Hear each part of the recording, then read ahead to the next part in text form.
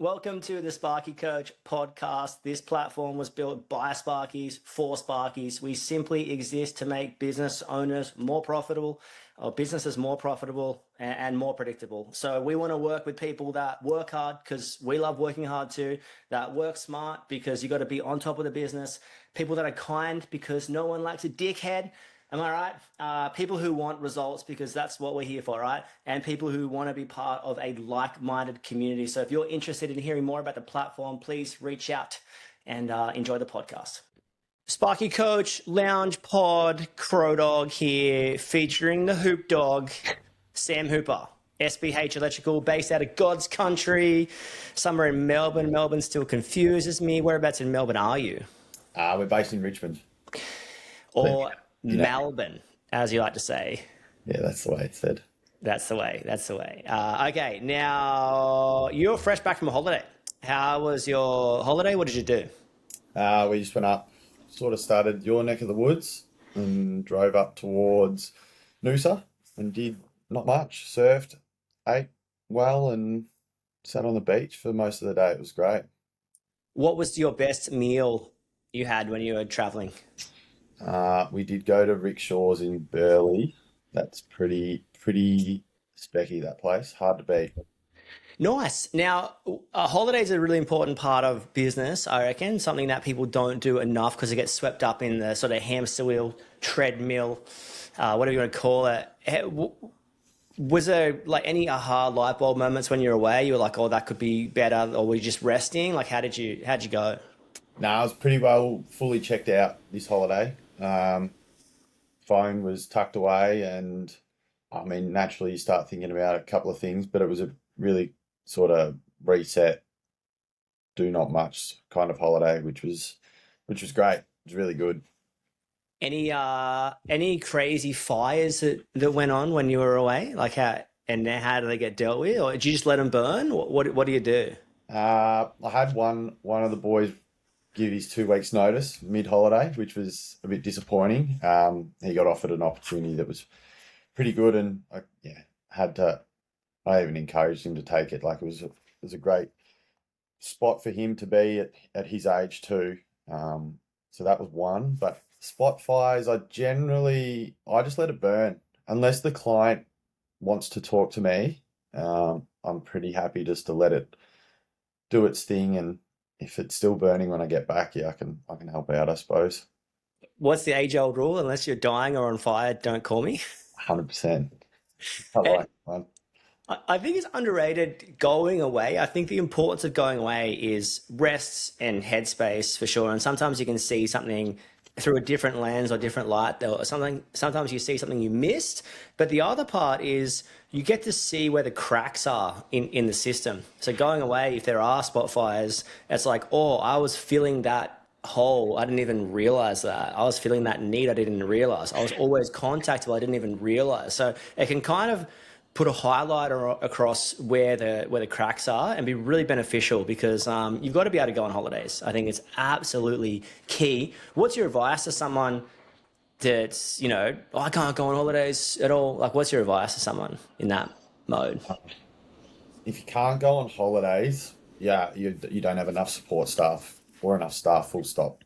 If you're in a position where the whole joint shuts down as soon as you're gone, you've got too much weight on your shoulders. Like you shouldn't have to carry all of that, whether that's admin on the tools, whatever it might be. You're definitely taking on too much if you can't step away. People step away and they're still contactable and they still do, they might do every second day, jump on the computer and tidy a few things up. That's fine, but you still got to be able to have a break. No one operates well without a break. Yeah, and if you're in that sweaty startup stage of just full David Hasselhoff mode, just pedal to the metal, working big days, late nights, I fully get that the business actually shuts down when you leave because it's just you and there's no one else to carry the flag and drive the car when you're off. But I would say write down what it would look like to have a holiday. You might be like, and I think the biggest gap is administration. Now you outsource your admin earlier. I still flash back to that call we had. It might have been I don't know when it was, 3 years ago, 2.5 years ago, something like that. And you were like, should I get this admin?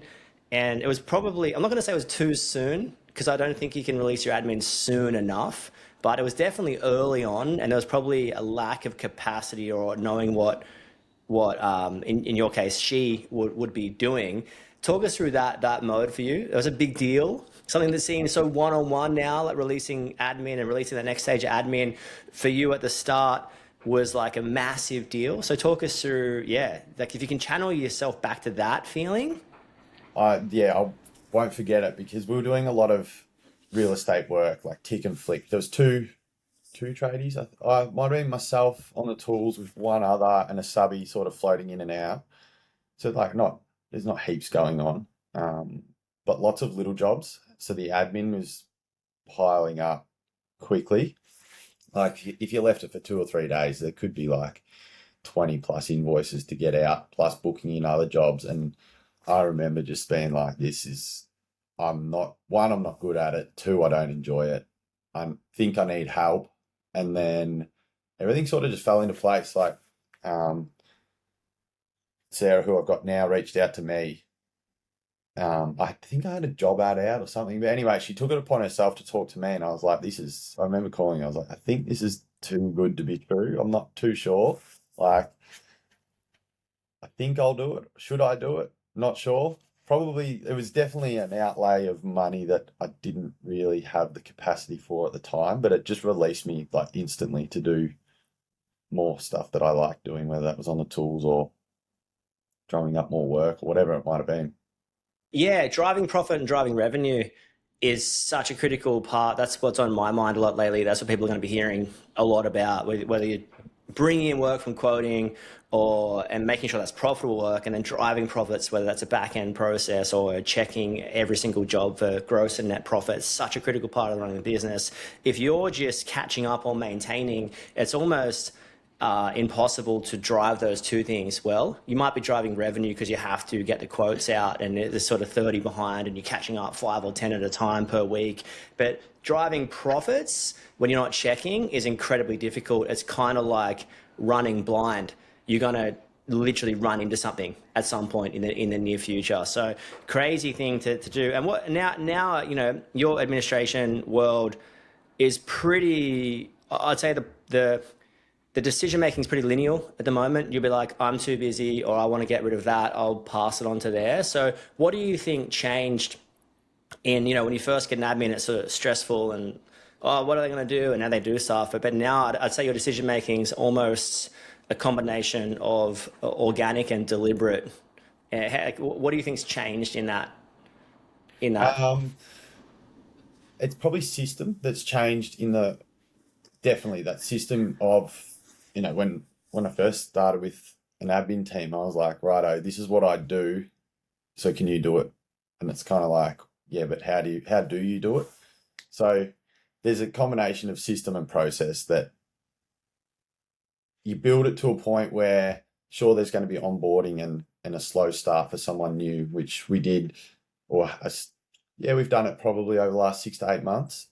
Still fine tuning bits and pieces, but there was something to hand over, like a platform or guideline that really helps onboard someone into a business that they've got no idea about. So that's the biggest change from when I first started with an admin team to now, is that there is something to work from, not just here is one big pile of quoting, invoicing, scheduling, phone numbers and emails, help me. What do you think in your head? I'm putting you on the spot here a little bit, but what do you think are some of the things that are first to go, and what do you think some of the things are that are last to go? First to go scheduling. That can be extremely painful depending on um, the type of job too. Like a lot of real estate compliance stuff, the tenants don't necessarily want you in the house. There's nothing wrong with the house. They don't understand why you got to be there, but you have to for compliance with the landlord and the agents. So that is an absolute nightmare. That's first to go.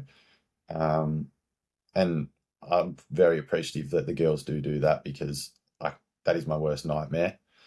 Last to go for me will be invoicing. I still approve every invoice that goes out. call me a micromanager on that front. That is, yeah, that's my one little pet. And you talk about revenue and profit. If you don't know what's going out, you lose sight of everything. Yeah, I always felt like I was micromanaging with checking every invoice until I spoke to, and I think it depends what it is. If it's a progress payment for 20 grand, yeah, it's very, very obvious. Or if it's something that was quoted, yes, it's very obvious. But even still, the amount of stuff you pick up along the way, it might be a quoted aircon or quoted electrical job for 3 grand, 5 grand, 10 grand. If you look at it and the profit's out, then you'll know, was there a variation added? Did I miss something on the way? We handle it incorrectly because that back feeds the schedule. And then because there's basically 3 stages to every job. There's the quoting, which is the front costing. I reckon we can do this for this. And then there's the handling part, and then there's the back costing. And back costing references did I get the original quote right? And how did I handle it? And when you handle it, there's the on-site process and the off-site process. The on-site process of did the job happen in the 10 hours like I thought, 100 hours like I thought, and how would I have handled it better? Did I need that apprentice? Did I not? Did those materials arrive on site at the right time? Did I credit back those materials back to that job that got returned? Did we capture those variations as we walk through, or did we just be like, CC, yes, yes, we'll do it, we'll do it, we'll do it kind of thing? There's so much in those first 2 stages that to not check it for gross and net profit, I feel like is psycho. Yeah, me too. Interesting, interesting. And so the last things to go, invoicing. And you mentioned the schedule going early, which in your case at that point was I would say maybe 70%, 60 to 70% real estate work, and but now it's probably a whole bunch of commercial work, a whole bunch. Well, it is a whole bunch of commercial schools, commercial slash industrial, I guess, in a way. But like, how do you handle the scheduling for your larger projects? Do you handle that, or do you just be like, hey, we're here for 2 weeks, or does the staff handle that? How do you? Uh, it's a combination, like maintenance. There's reactive maintenance. That's um, I probably still get the phone calls from those larger clients, and then it's sort of I just ring the girls or whatever. If I'm in the office, I can do it. But that reactive maintenance is probably more on the admin team, because they know what's going on day to day, what else has been scheduled, what can move, what can't move. Um, and then the more project based work, usually scheduling in advance too. So there's gaps, and we can tentatively block a fortnight out or a month out, whatever we need, um, based on the scope of work that's been given. And that would probably be me. Yeah, and you've got such an interesting business model where I'd say you're you make the real estate numbers work, which you don't see around every corner. I got to admit, it's an art form. It's almost a science form. You make that work, but now you've got these large-ish commercial, industrial sort of projects that you're working on as well. What advice would you have, first and foremost, to someone who's just in that service world or reactive maintenance? Like how the large, I'm hesitant to say projects or builders because it's just a larger job, really, like an ongoing job. How have those ongoing jobs like helped out the service? Like how have you balanced it out? What have you found? With the larger clients and the larger jobs, it feels the schedule a lot easier. Like anyone doing that, they've got maybe one or two tradies and a heap of service jobs. It's the schedule is forever changing, forever moving. There's not much stability. Well, I remember if I got a job that went for a week, I'd be stoked because that's a week I don't have to schedule, and or it could take 30 jobs to fill that week. Like you don't really know what's coming week after week. So now that we've got these bigger jobs, it just gives you that stability, and then we can build our team off that too based on the service work. So we can send guys to do the real estate work, to go and put new downlights in, switchboard upgrades, whatever the service maintenance sort of work might be. We can schedule around with a growing team around those bigger jobs, which makes it somewhat stable, which is great. But also if those big jobs do dry up or fall through, you sort of fall back into that hustle territory to try and fill those gaps. Interesting. Where do you feel like the money is? Is it across the board, or is it teetering, seesawing, or what, or is it all good? You've got to know your numbers back to front to make all of it work. Like at the end of the day, you're doing it to make money. So there's no point in having a really stable project sort of division if you're not making money, because it does chew up so much time. At the end of the day, we're selling time for money.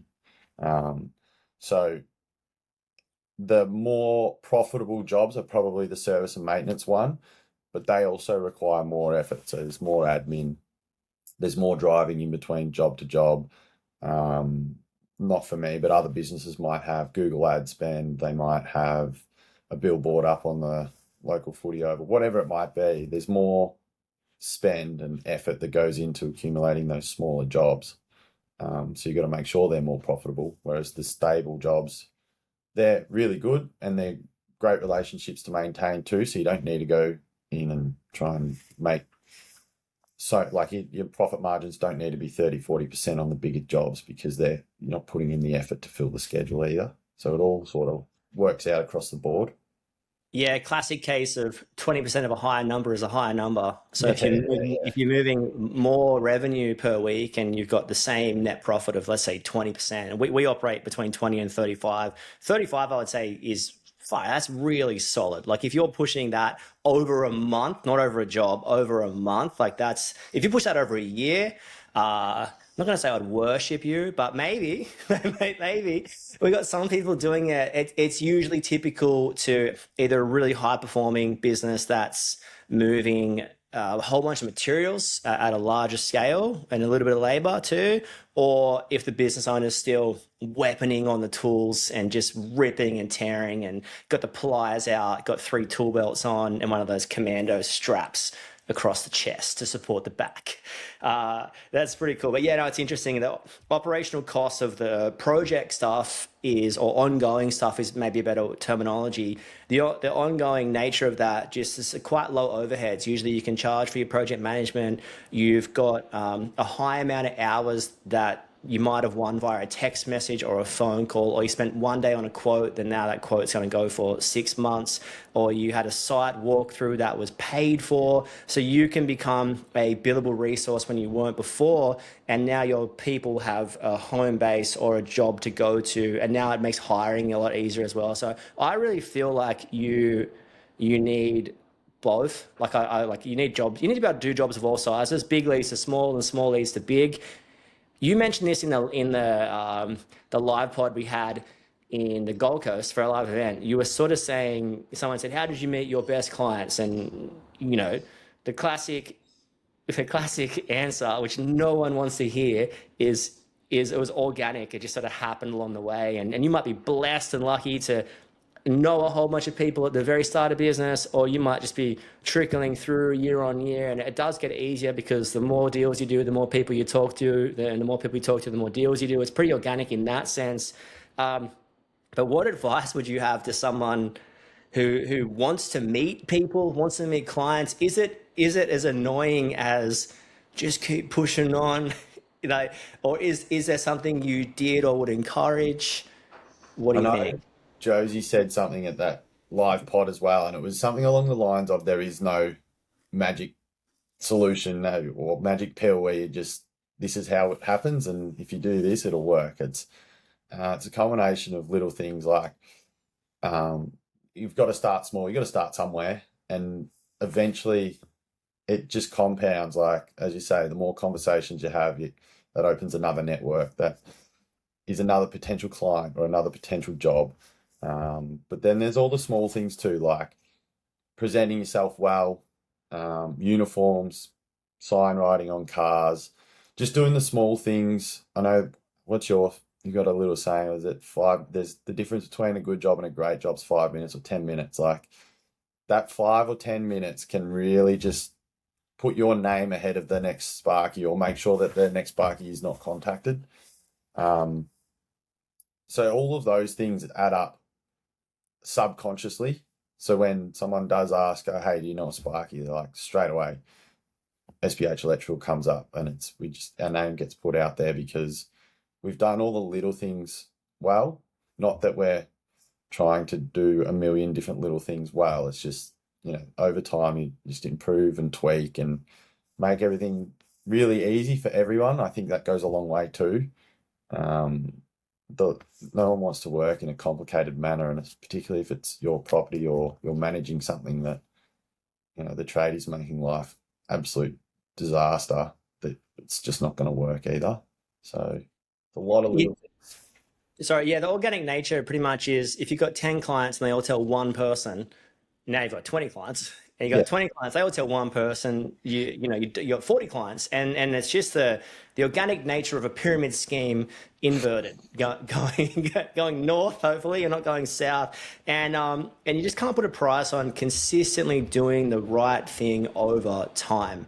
So that's absolutely huge. But in saying that, you have an avenue that you're obviously a part of the footy club. Give your local footy club a shout. Who are they? This is AFL, God's League, is it? Yeah, particularly when I started, I was involved with Uni Blacks, and the crew there were really, really good. Like whether it was hiring, finding work at the time, a couple of builders, believe it or not. Yeah, they were really, really good for multiple different things. Well, just more people and I think that it's important to get involved if you're listening to this, and it's just about how are you going to put yourself in a position to meet people. That might be a footy club for some people, a soccer club, a surf club. It could be investing into your kids, like being on the board at their school, just a way to sort of meet more people. That's what you're sort of talking about, because, if you're good at your job, it comes across. Don't you reckon you can feel when someone's good at their job in the first couple of conversations? And the amount of people that need a Sparky eventually is everyone. So if you can just put yourself in a position where you get to meet more people, eventually you'll get that opportunity and you can run with it. But you also joined a cult. Now you joined a BNI, like a business networking, whatever it's called, international. I know we sort of laugh about it and we call it a cult, and whether or not it's a cult, the jury's out on that. They really are out. But we've both benefited from that in terms of it got me a lot of work. It's also sort of propelled your business into the next stage. Yeah, how did that sort of pan out for you in that world? Probably, yeah, it was similar to the footy club. Like it's a group of people that you can, you get to know pretty well, like whether that be personal or just business or however you want to sort of culture those relationships. Also depends on like how much they trust you too. So I remember I'd probably got to a point where I didn't have too many avenues outside of the footy club world, other than just like natural growth, where all the local sort of small jobs we were doing. I didn't really know business owners. I didn't really know any of the local, not necessarily trades, but like there was mortgage brokers, financial planners, accountants, like all these different people I got work from that initially I was just so naive and had no idea that, that building those relationships is another avenue to work.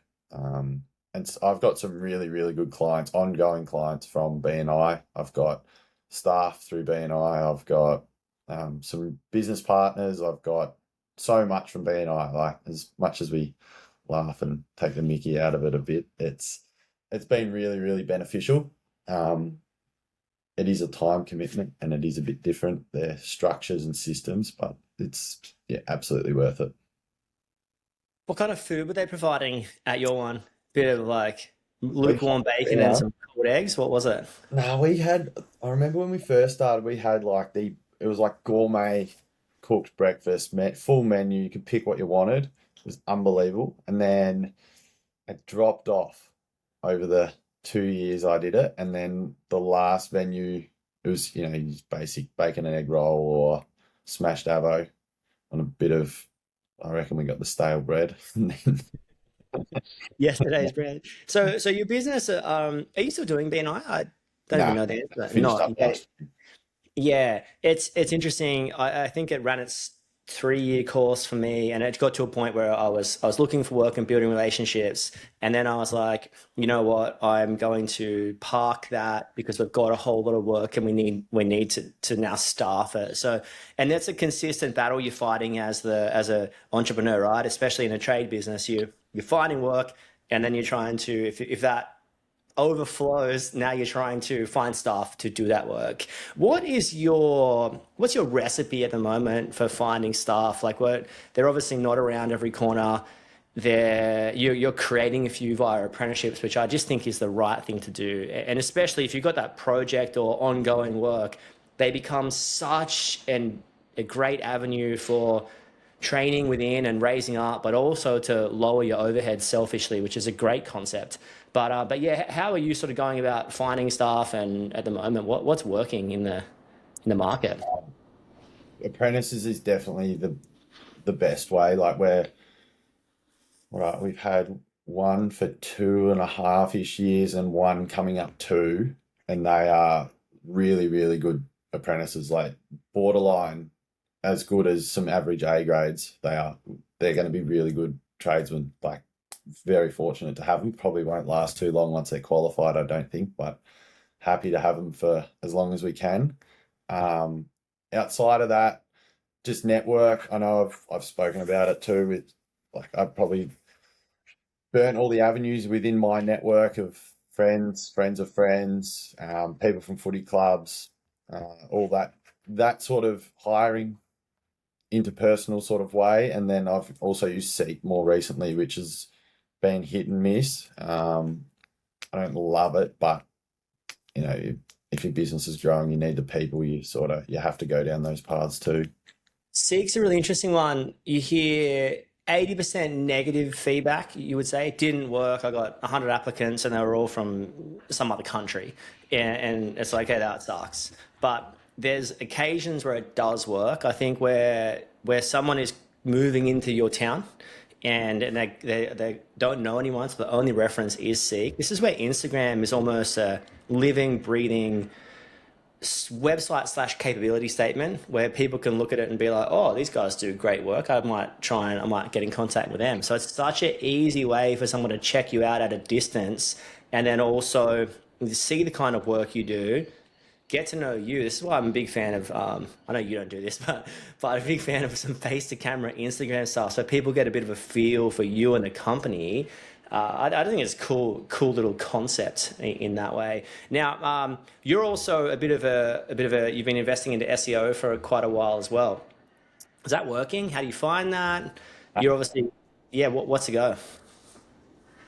I have found it super consistent, which is good. I think that's all you want from it. I don't reckon I've landed anything like astronomically. Nothing's changed my business, but it's been super consistent with that service and maintenance arm that we are talking about before. Like, you've got to fill the schedule, you've got to get your billable hours in. At the end of the day, if you've got a consistent feed of work, doesn't really matter what it is too much. It's as long as the work's there. I find it really good for that. I have, at the start of this year, we upped it a bit. I think I was going to do it post end of this month. I'm going to run a report on it to see what the first 3 months look like post that spend increase. That'd be interesting, because I think you probably cap out somewhere. I just don't know where. It's interesting, hey, because there's usually just those people going, oh, you can invest into this, but it's going to take 7 months. And it's like, Yeah. if I say 7, I meant 8. And it's like, how long? I remember when I started, It's though, a like mystery.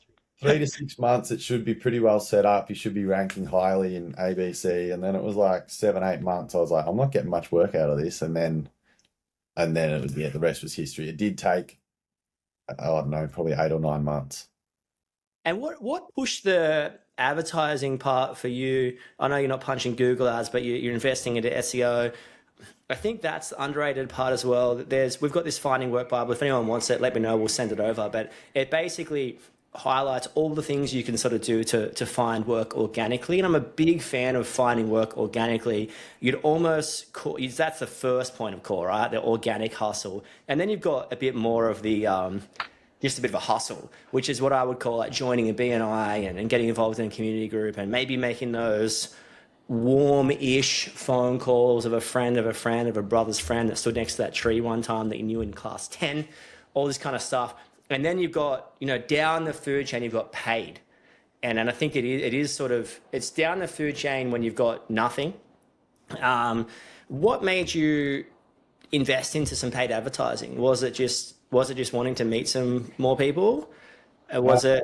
it was probably through a combination of like I knew a guy that did SEO and he does do my SEO and the way he presented what he does caught me. Like he goes and he goes to a Google event annually to try and get what Google are trying to capture within businesses and how they rank businesses and what makes a business rank 1 compared to 10 and when you search a business or a service, why you sit at the top just below the paid ads and things like that. He figures out why. That's probably what caught my attention rather than, you see some places that are like, oh yeah, we'll charge an astronomical value to get you up there. It just takes 6 months. And then after 6 months, you're like, I'm still on page 3 of Google. I don't know what's going on. But yeah, so the way Yeah. the way he presented it, and then for my business, there's definitely a space for it, as we've spoken about. The service and maintenance needed a bit of a boost. Probably lent slightly too far into relying on project, which meant when they got delayed or pushed back for whatever reason, there was nothing to fill those gaps. Not nothing, but not enough work to fill those gaps. So yeah, combination of a few things, but ultimately it was the way Yoss, who does my SEO, presented what he does. I always worry when someone cold calls someone about a website upgrade or even coaching or anything. Cold calling, like I know cold calling is a great way to it does work. It's just a low percentage play, but it's just interesting because people get sort of hustled into these deals. Or usually the people start with a pain point and they're like, oh, how's your workload? Oh, not good. Oh, cool. You're not doing SEO. Oh, cool. Give us some money and we'll get it happening. And it's like, I've never met you before. I've never seen you before. I don't know where you operate from. I don't know how you operate. I don't know anything about your company. And to some ways, cold calling is just a way for someone who wasn't aware of your company to be now a little bit more aware. But yeah, be careful who you give your money to. You obviously knew this guy or knew him from BNI or met him. Yeah, I met him through BNI. I'd known him for probably over a year before I went with it. Yeah, I think giving your money to someone that you know or trust, or you've got trust in the market, or it's good, or you've had a friend use them, it's such a different concept than just shooting blind and giving anyone money, in my opinion. Okay, cool. So that's good. The paid advertising is good and it's working. And I guess what report are you going to run for that? How do you clock where it's come from? Is it a landing page? Is it on SimPro? Like, how do you work out what percentage of work's coming in? SimPro, so it's pretty much I'll base it on spend versus revenue coming in, and then that revenue is calculated as the invoices go out into net profit and everything. So can just work it off our monthly averages if we wanted a more accurate figure on profit, but yeah, it'll be just based on revenue. That's a conversation in itself, because if you had Google Ads or SEO, you'd have it under twofold. You'd have SEO and then you'd have SEO returns. And they're two different things, because it's what the SEO is.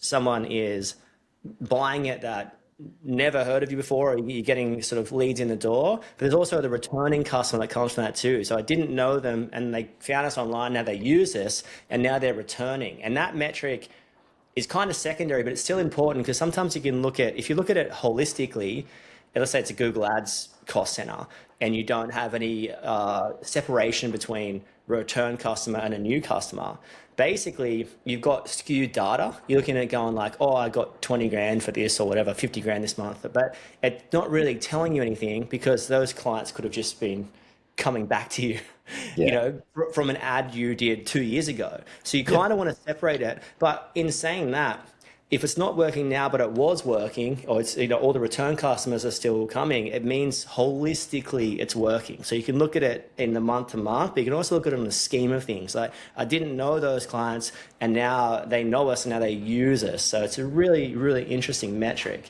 Okay, so apprentices, what's your tip?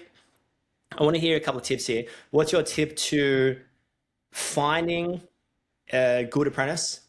Is it a probation? Is it do you look for a junior, a mature age, not care? What are you going through your head as you get an apprentice? I really value having mature age apprentices. Been pretty fortunate. We've had two. One's moved interstate, but the one we've still got, that learning of like we've all been there at some point when you're young and you've got those client facing conversations that as an apprentice, you might end up in because the client's just asking you what's going on. You're not too sure. Quite evidently, you're probably 18 as opposed to mature age where they can, they've got life skills of however many years and they can hold conversations quite confidently and they're not shy to be like, hey, I don't actually know that. I'll wait till the A grade comes back or I'll ring my boss and I'll get an answer to you. So I think there's a really valuable space within mature age apprentices if you know how much they're costing you. Yeah, I was going to say, it's someone who's still on top of their numbers.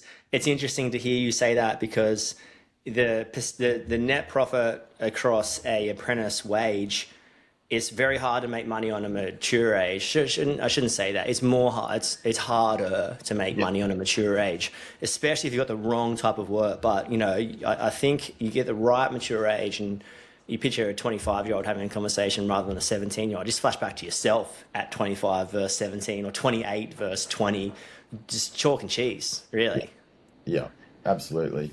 So there's definitely a space for them.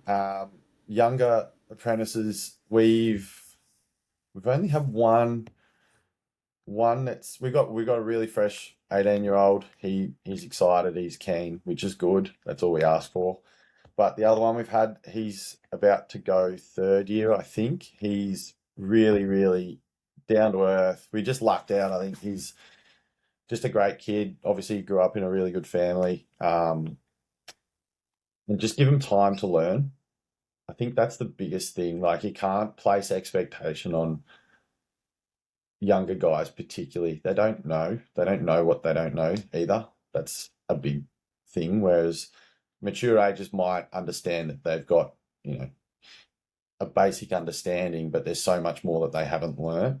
Whereas the younger guys have no idea. Like, they're just starry-eyed as soon as they get onto a new job site. They're out there just wondering what is going on. So what is the threshold for that? Because it's a 3-month probation. I feel like I hit my straps as a first year apprentice after 6 months. I reckon I was really, really keen and average, like keen, but very average until about 6 months where it fully started to click for me, I guess I would say. But someone else might have been faster to the gates. I'm wondering if I hired myself. It was always a good reflection because I was like, they kind of, in 3 months probation, you're sort of testing, are you on time? Are you keen? Are you motivated? Are you purchasing your own tools out of here? Are you using your tool allowance? All this kind of stuff. Are you teachable, trainable, that kind of thing? Which I think the human part of it's really important. You get the right person. But then after so long, you sort of want the skill as well. And for me, that was probably 6 months of my journey. So I was fortunate enough to be like, these people need a chance to perform or to learn or whatever. But yeah, what are you looking for how long is your probation? 6 months. So it's probably the ideal time. And what are you looking for at the end of that 6 months? What's a green tick? In the case of a younger guy, first year apprentice, would probably be that, all the basics, showing up to work on time, presentable, asking questions. That's probably really important.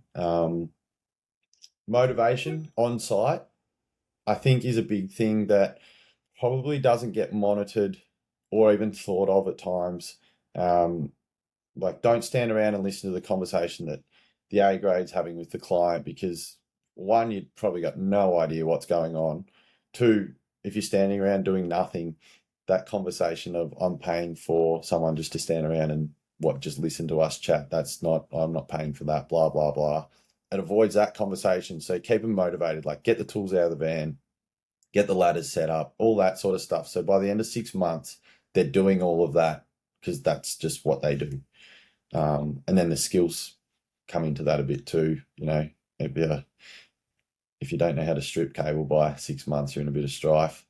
Yeah. Well, you're in water strife, really. Yeah, no, that's really interesting. And what's your encouragement to someone out there, like, what? Obviously, at Sparky Coach, we talk a lot about just getting done what you need to get done, which is the stuff that only you can do at this point, and how to work out your next like 1 to 3 most critical steps. What's your training, your internal training on yourself? Like, how do you know what the next critical task is to work on? And then obviously, like, I don't even want to talk about motivation, because motivation should be an inherent skill. If you're a business owner, you should be self-motivated. You don't need someone to crack the whip after you. Did you do that? Then you just, I don't think you should. There's an element of drive that you need to just get stuff done. But how do you work out what the next thing is to work on? Where does your head go to? Uh, Mine's always based around schedule. So I try and work weeks, multiple weeks, if not months ahead. Um, and if that gap starts to get closer and closer to today or this week, I've got to get cracking on new clients, follow up on bigger jobs, timing, dates, all of that sort of stuff. So that would become a priority pretty quickly if that gap was shortening. Then you've got like cash flow. If you've got cash flow issues, what are you doing with your follow-up invoice process? Um, I like to if there's an issue that pops up or something that keeps popping up, I like to build a process around it so that it doesn't happen again. And workflow is probably one of those things you can't necessarily build a process around and guarantee it's going to work. So that is probably my priority, like got moving forward all the time. You said that's so key. I think when the same issue sort of arising, whether that's or multiple clients having problems with their invoice, or I'm failing to capture that variation, or when I apply my price book in this scenario, it doesn't work. When you've got the same issue coming up again, you like repeatedly, you've really got to slow down and to speed up. And I think that's the benefit of, it's a classic age-old example, rich dad, poor dad, of working on the business, not in the business. Or is that the E-Myth? One of those, they're all sort of like samey, those books. But yeah, I think it's just a matter of like, are you getting your time to not just catch up, to not just maintain, but to grow and improve the business every single week? And I think that's something that you've done so well from the start. You've always been, you've always had that time and made that time sort of precious, maybe even arguably too much. There's been too much surfing. But I think you'd rather be that way than trying to work really hard and doing all this stuff maybe never. So kudos to you. And what's your encouragement to someone who is catching up or only maintaining at this point? What would you say to your closing sort of point? What would you say to either rev them up or get them motivated, or yeah, what do you? I think, and coming from my experience too, hiring is intimidating if you haven't done it or you haven't done much of it. Um, go for it. Like if you're chasing your tail constantly trying to catch up or keep up, get someone in to give you a hand. Like there's there's no other way to do it. You're just going to be forever on that hamster wheel. Hire properly though. Don't just get the first thing you see. Make sure they're a good fit for your culture, your team, the way you want your business to be. I'm tipping anyone in that position that is constantly keeping up, catching up. They don't want their business to look like that forever. So have a bit of foresight on what you want it to look like too, and then build or mold that role that you don't currently have in your business to how you want your business to look like moving forward. So good. I love that. And I'll double down on that and be like, whatever you're doing as a skill, if you're a business owner right now and you're really, really busy, and let's say you're half on the tools, half in the office, we'll flesh out what a dream week looks like. Like when is a week where you can get all the non-negotiable stuff done, and then you can basically tick all those boxes. And I got that time sending invoices, I got that time preparing quotes, I've got that time training, I got that time over here. And you look at it and be like, oh, I'm pretty full.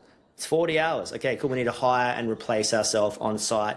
And I think the most underrated thing is if you can develop a schedule and work to a schedule and work to tasks, then you can time those tasks, and then you can set a workflow for those tasks. And once you do that, then you can hand it on. But a lot of business owners can't hand anything over because they don't know what they actually even do. So my advice to you is slow down to speed up and rip and tear. So if you had one opportunity to bless the people into their day, into their week, into their month, what would you say? What's your... Hire correctly. Don't just fill a spot to offload the task you don't want. Hire the right people. Love that. Sam Hooper, SBH, you've been a dream. Thank you. Go Swans. Who are you going for? Collingwood?